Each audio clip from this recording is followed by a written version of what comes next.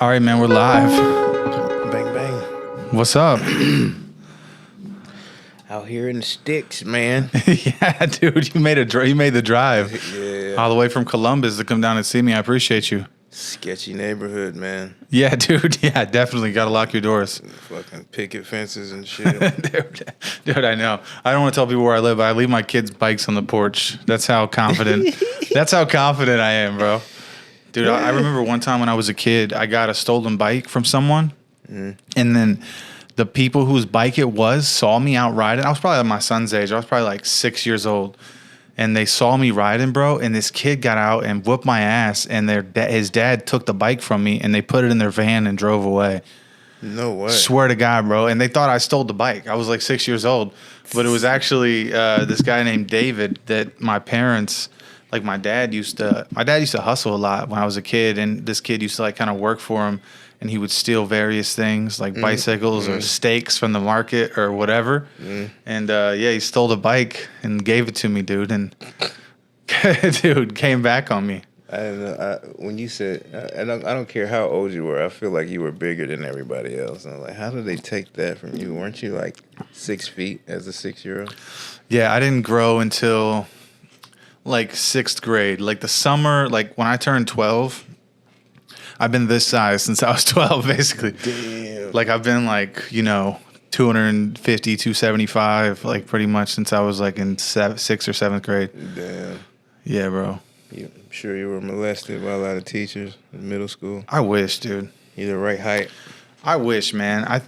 I so wish, dude. I used to see those stories all the time, and I'd be like, why not me? You know what I mean? Like, why not me? Why didn't a hot math teacher be like, oh, I really love the way you're dumb and you don't know how to do algebra. Let me lean over your desk and show you my cleavage a little bit. You know what I'm saying? Let me tutor you with my tits. Dude, I see that way too much now, though. I just saw a TikTok the other day of this woman bursting in a classroom and like confronting a teacher because she was texting her son and like sending him nudie pics and stuff. I don't know this. I haven't taken the time to ponder the psychiatry of women who are that way, because normally guys are predatory, Yes. Yeah, but it's a new world. I mean, I think it's in the same wheelhouse as women who are into serial killers and stuff like that. It's just wrong. Something about it doesn't sit right with them. Dude, my cats are going crazy back there. That's so... All right, we're just going to pretend like we don't hear it. The SPCA is going to be on my ass on this episode. Is ASPC? How do you say it? I don't know. White. Yeah, dude. Animal control. White coalition. In third world countries, you don't capture animals. Yeah, there are dogs, but they're part of the community. They'll be fine. You don't have to put sweaters on them, man. Dude, but we like that. That's like the best part of having a cat, dude. I just saw this meme Joe Rogan posted, and it was like a wolf, and it said, "Oh, I'm just gonna go over by this campfire and see what's going on." And then it said 10,000 years later, and it's like a little wiener dog with a Winnie the Pooh outfit on. Yeah, no, we don't dress our dog or our cats, but I do think that's adorable. If we're being honest, I think it's pretty fucking cool. People put their cats in little sweaters. Have to colonize things. Yeah, dude, we can't help it. It's fucked up, dude. It's terrible. We start making territory. Yeah, we tell them where to go to the bathroom. It's messed up, dude. It's not right. You do out in the jungle, or the things were so natural and organic. Some white guy was like, "So this is mine. If you have to pay me if you want to come on this side of the tree." Yeah. Don't cross that line. Yeah. Don't cross that tree line. It's actually sort of, to some degree, the capitalism is brilliant and necessary if we're going to be a big population of human beings. But yeah, a lot of times it goes too far.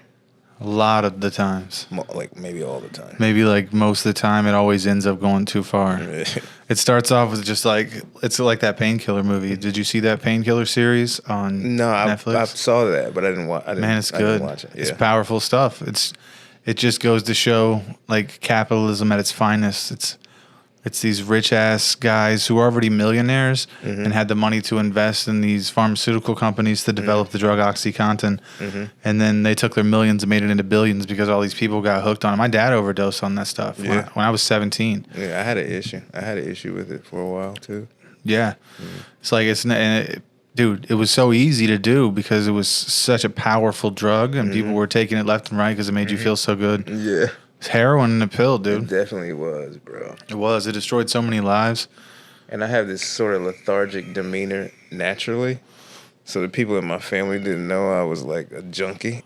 Yeah. You know what I'm saying? Yeah. I was able to hide it for a long time. Well, that's good. It means you were good at it, dude. Yeah. You got to be good at something.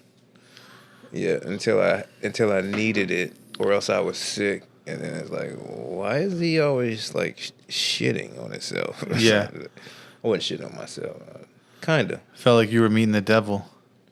Yeah.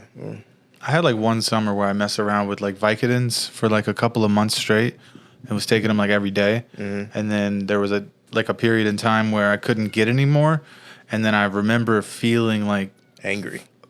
dude, I mean, like fucking, like I would do anything to get it, and it was like, it was real tough on me, dude. It was, but it didn't last as long as like a heroin withdrawal or somebody on OxyContin or whatever. But it was enough for me to see, like, okay, that's not for me. I gotta back off. And I'm the guy that won't ride a motorcycle with a helmet on, so like I go too hard in whatever I'm doing. Yeah. So it was rough. It was wild for me for a while. It was thousands. You tell me a crazy story, something that happened, man, while you were out there. If I can try to remember.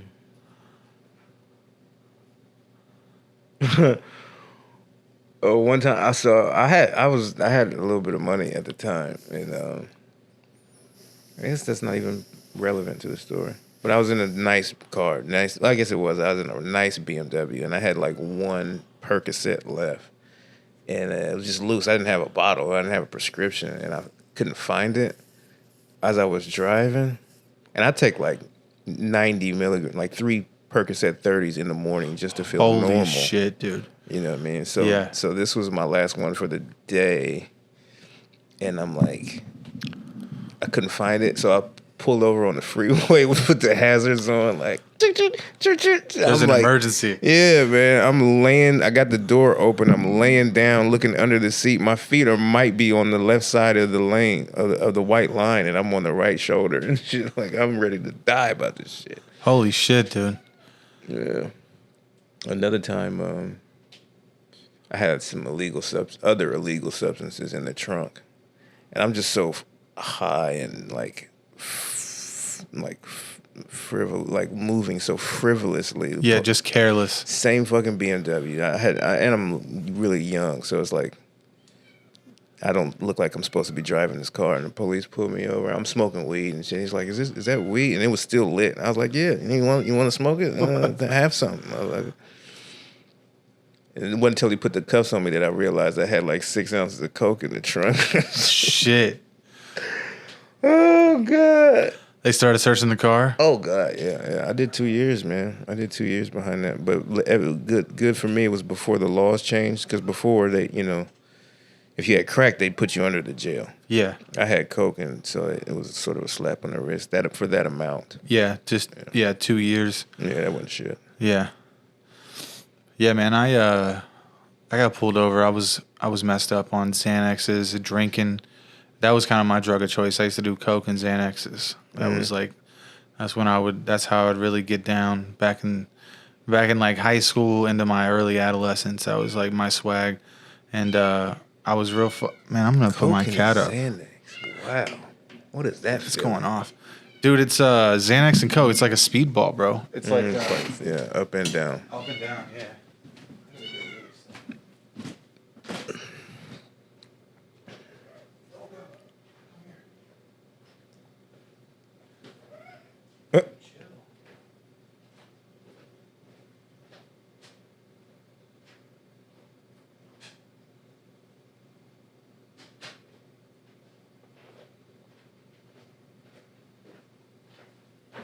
Back from that commercial break.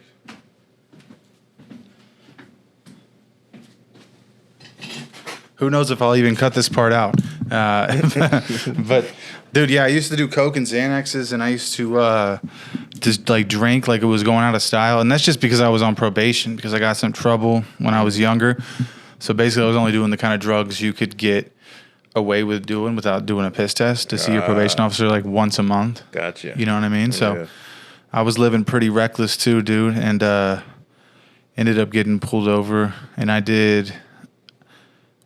had some pending charges, and then with that, and then the 2 underage drinking charges and the DUI that I got, I ended up doing a year in between the 2 different county jails for all of that. So it was like, it was the same thing though, bro. I think that I was just like living fast and young and like die fast, live fast, all that shit, that crazy mentality. Cause I didn't really have any guidance, you know, like people that I looked up to like sold drugs and robbed shit. And you know I was what I mean? telling somebody the first cash I saw was like drug dealers on the street. You know, like, oh, so this is how you do it. Okay. Yeah. And then the drug abuse doesn't help because then you need the drug dealing to support. Mm-hmm. It's a vicious cycle. Yeah, because you don't want to end up like the people you're selling the drugs to. You know what I mean? And you know in your head, you're like a couple bad days away from being just like this person that they can't stop calling you. You know, it's like, I got it, you got it too, but you're always smoking it or snorting it or whatever. So you don't need it because you get it at wholesale. But you're not, you know what I mean? You're not different than them. We're not. We're not. If you, that's why you got to move it. And it kind of, it's a false sense of reality, I think, being a drug dealer who's also on drugs, because you think you're not them. It's probably like the same delusion that comics have who bomb all the time. Yeah. And think they're good. I'm like, oh, I think I killed. Yeah. 100%, bro. 100%. Delusion and lack of self-awareness are like the core Satan attributes in humans. It's the worst thing about us. Is even the billionaires you talked about, like, why do you need to get that much money at the expense of so many people's lives and happiness? You know what I mean? It doesn't matter. It's by any means necessary. Yeah, that's wild. They're probably delusional. I haven't met people that rich, but I haven't either. That's got to be crazy. That's got to be a crazy. I have friends who are millionaires, but they can't touch that kind of money. They're regular millionaires are sort of normal, I think. They feel like everyday people. Mm-hmm. Yeah, typically. But there's a certain level of wealth where like you understand that, you know, you could just shake things up if you wanted to. Mm-hmm. You know what I mean? Like, you could just whatever. There's a certain amount of wealth where you have to teach your kids not to deal with the poor. Yeah. So, you know. Yeah. It's a level of wealth where everybody's a panhandler. Mm-hmm. Even people trying to start businesses. Yeah, even millionaires are like, ew.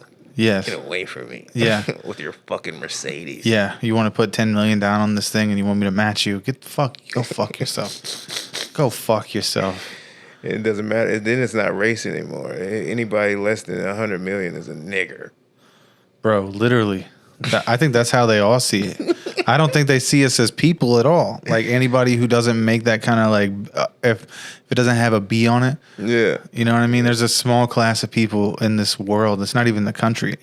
It's like outside that. It's like, you know what I mean? People that live in Switzerland and shit like that that are running America. Yeah, those guys. You ever seen these memes or pictures or stuff of people who've left like $500,000 $1 million cars and just abandoned them in Dubai or something? No. It's like dust on them. They bought them while they were there to have fun for a while and didn't care to bring them back and just left. Holy shit. That's crazy. Can you imagine what kind of money you have to just leave a $500,000 car sitting on the side of the road? Yeah. Like that's... I don't think I want that. That's beyond wealth. I wouldn't take that. There's too many people that I would think deserve to have all of the access where I couldn't bring myself to keep it for me. Yeah. Yeah. Yeah, I heard 50 Cent say this in like this motivational video recently, and it was just something to the tune of, you know, once you have $100 million in your bank account, there's no house you can buy for $80 million. There's no $100 million house. That shit doesn't exist. So what you do when you have that kind of money is you create equity. You put it back in the community and you make other businesses. And then that's how you make generational wealth once you get to a certain cap. You know what I mean? But I think I mean, people like 50 Cent are a rare breed of people, obviously, but yeah, sure. It's possible to do that in the entertainment business, obviously. It's just rare that you have somebody like him who comes from nothing and makes it to that space. You know what I mean? Most people who are there have had that type of wealth for generations behind them. Yeah. So they've got a real customary way of being. And they could, somebody like 50 is an insect to them. Right. But he's rising in the ranks. He works at CBS now. He's like one of the head guys at CBS, I'm pretty sure. They're going to clone him. Yeah, once you start getting, they're like, we got to keep you in this government facility now. We just send your clone out to work for you. Yeah. Trust me, you don't want to be out there anyway. Yeah. Dude, I heard this crazy conspiracy theory like years ago, like a dozen years ago. And it was saying that like, that basically, dude, it goes deep. I don't know if you listen to any conspiracy theories about celebrities and the Illuminati and all this. Like you privy to all this? Not all of it. But some of it, though. Yeah, sure. So basically the gist of it was that once you get to a certain level, that they clone you and then they tell you you're in the fifth dimension and they keep you somewhere in like these facilities and they make your clones like fight to the death and then like, and they'll like kill your clone and out you, but keep you in that place, like Bernie Mac, Tequila, like a couple people who like went kind of crazy. You know what I mean? Like they were going against the grain. Russell Brand right now, people like that. You know what I mean? That start speaking outwardly about. Do you know who Russell Brand is and what's going on with him? No, I didn't know something was going on with him, but yeah. So Russell Brand recently got all these accusations about like sexual assault and like taking advantage of women essentially early on in his career, and so. It's kind of crazy that's happening now with all the traction that he's getting on YouTube and Twitter and Rumble. And I can see that. I can see stuff like that. He's getting way too close to the truth. And he's not one that would not say stuff. Yeah. You know what I'm saying? Exactly. He's balls to the wall. Yeah. He's like, that's like, he's an ex-addict. You can understand where he's coming from because he has to get his thrill from something. We get our thrill from telling jokes to strangers and talking about our childhood and shit. This guy gets it from telling people truth that they can't really understand or have the time to look into even. Yeah. So I stand with Brand. This is a clip. This is a clip right here. I stand with Brand. Russell Brand is innocent. I hope it doesn't come out later that he's they got to have video evidence. I don't know. I don't know how this works, but from what I've seen, the text messages have apparently been fabricated. I can't. Really? I'm no expert on handwriting or on digital technology or anything, but this is what I read: is that on the other end, people were saying that it's fabricated. Believe women, Johnny Woods. No, I don't know. I believe women. There's a lot of irresponsible dick owners. I can understand. Somebody, especially like, I think I guess he's like sort of an attractive guy on paper, I would say, but yeah. That doesn't mean that everyone's going to say yes to you just because you're attractive. Right. So on the other end of things. Yeah. And in show business, like, I've seen chicks get weird. I've seen chicks get promiscuous. And I just judging from the outside looking in, I'm like, I don't think you would act like that in a regular situation. Just the amount of confidence a comic has on stage, or in the money that they assume that comic might be making. Yeah. And if they have any TV appearance and they saw him on TV first, and it's like, they kind of act different. And not to say that they're. My point is really that when a man who don't know how to control his stuff is confronted with that a lot, you can catch a guy in a bad space, in the wrong place, wrong time, and probably do something that's maybe criminal. Yeah. Or maybe on the edge criminal. You know sure. What I mean? So. No, I agree with you. I think it's possible. I think there does come this level of like promiscuity with not just other female comics but people that come to the shows too. Like they don't care that these guys are married. Oh, or that they have, you know what I'm saying? Like that's null and void. Like they live in Seattle. I don't give a fuck. Right. Wife's not here. Like, and I'm not saying it's like the women's fault. I'm not saying that at all because that probably goes both ways with like famous female comics. I'm sure they get DM'd and hit on constantly by I haven't like great featured guys. or hosted for one, but that would trigger the shit out of me, man. Like to not be like whatever to a woman just because you feel like you're entitled to her because she's a performer or whatever. But I see women do that to guys though. Like, I've seen it too. That's what I'm saying. I think their asses. Like I'll be a host or featuring or something, and I'll just they don't want to see me. I'll stand on the side when there's a line. I help take pictures and shit, and she's like, I'm like, whoa. Yeah, bro, it's got to happen all the time, and you got to fight temptation as a good person. You got to do your best. I mean, if you got to, you know what I'm saying. If you got a family, because dude, if you're good looking and you're like working on yourself, and people notice that when you're going places, people notice that. Even people that are just passing by that are a fan of yours, so they will try to take liberties with you, bro. It's hard to say like as a guy I got taken advantage of, but in a way, you know what I mean. They would if they could.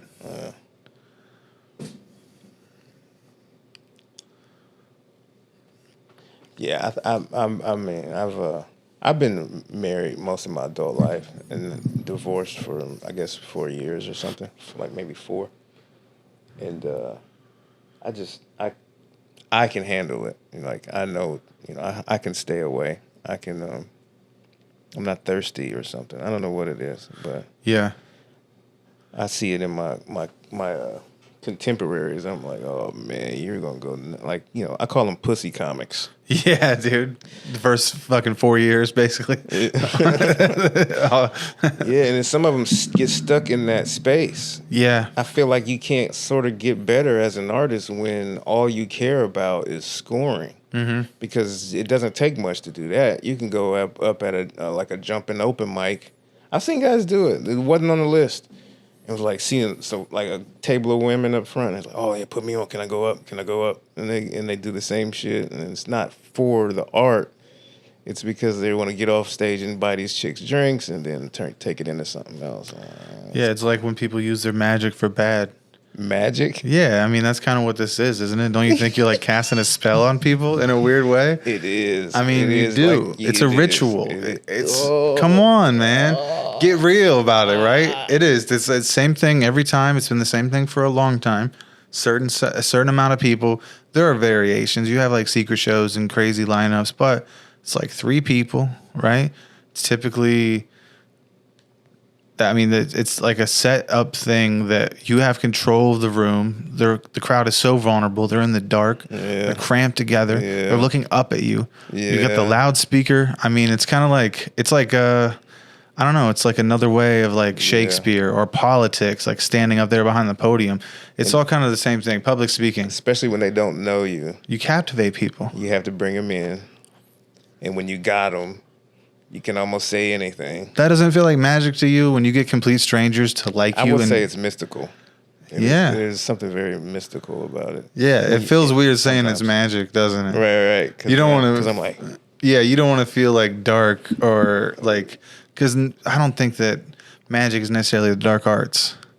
You know what I mean? But there's something to it. Penn and Teller, but they're comics. Dude, they're awesome. Do you remember that show Bullshit on Showtime? It was like, dude, it's like 20 years old, but they're basically like debunking everything, like from bottled water to like secondhand smoke. Oh, really? Yeah, it's still on Showtime. I don't know if you have it, but it's like from the 90s, like 93, 94. I was a kid when it came out. So if you have the Showtime app, you can pull it up? Pretty sure, yeah. Yeah, I'm pretty sure Showtime made it. Did you want to be a magician? Do you ever do stuff like that as a kid? I did. I wanted to be, before I was, first I wanted to be in a boy band. Let's get it straight. Right now, I used to sing like NSYNC and Backstreet Boys and shit like that. And then as I got a little bit older, I wanted to be a magician, which is even gayer. If we're being honest, it's like way gayer than like a boy band, but... I really loved magic, man, for a long time. Not like David Copperfield, like make your car disappear, but like street magic where you got to be intimate with people. And yeah, man. I would love to see. I don't know if Chris Angel does it anymore, but I would love to see him in person. I was such a big fan of him, dude. My mom was scared of him because I was a David Blaine fan and she liked David Blaine. But when I started to get into Chris Angel, she thought it was like satanic. Yeah, he's got that vibe. He's got that vibe, dude. I beat the devil's ass. I ain't scared. You beat the devil's ass. Yeah. I ain't scared of you, motherfucker. Show me that trick. Do that disappear, nigga. I don't know. I think that we all have to have a little bit of evil in us, just a little bit. Yeah, I even challenge the definition of evil, because nobody's perfect, right? We're all human, right? We all got like a higher and lower self, Yeah. and the higher self wouldn't exist without the lower self. So evil needs to exist. You just don't need to,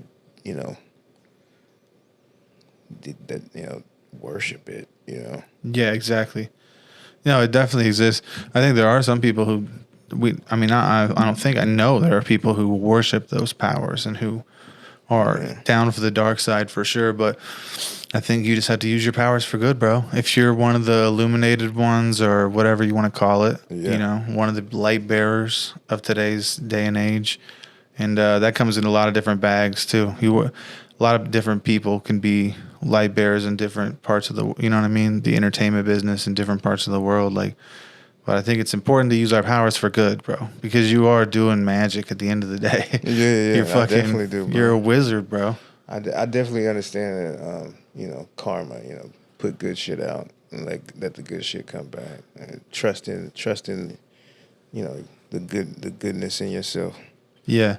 My great grandmother pretty much raised me. She was a super Christian, super sanctified person. So I can never get away from that pretty much. Dude, religion is a touchy subject just because there's so many different sectors and cults and little pockets of things all over the world, and a lot of it means the same thing. Sure. It's just good and bad, man. Yeah, exactly. And we're born with that. We have this innate feeling from birth. Yeah, man. You don't need and listen to to be able to like some I would listen to pastors since I was till I was about 12 or 13, living with my mom and great grandma. And like there's only a couple of them I really understand. And I've heard them all. But it takes your whole life damn near to decode what all of that means. Yeah. Yeah. Dude, I'll tell you what took me a whole lot. It took me like 10 or 15 years to decode. And that was, here's the thing. My mom kind of taught me what blowjobs were when I was 5 years old, but I didn't know that was what she was saying. You know what I'm saying? So I heard my parents, this is going to make sense in a minute. So I heard my parents arguing one day, and my mom was like, why don't you just go have her give you a blowjob? And I was like 5 years old. Something about that phrase just stuck with me. You. And then when I was like in high school, somebody was like talking about this girl giving him a blowjob. And then I thought back like 15 years before that, and I was like, holy shit, my mom was sucking my dad's dick. What the fuck was going on back then? Shit, dude. All right, we're going to take a break. You guys, thanks for watching the YouTube episode this week, YouTube and Spotify. Subscribe to this channel. Follow Neff Johnson. You guys make sure you go see this guy every Thursday at the Attic Comedy Club in Columbus. What's the name of your show, man? Right, it says Untitled. I never came up with anything. I don't care. Come see Neff Johnson. Thanks for watching. Peace.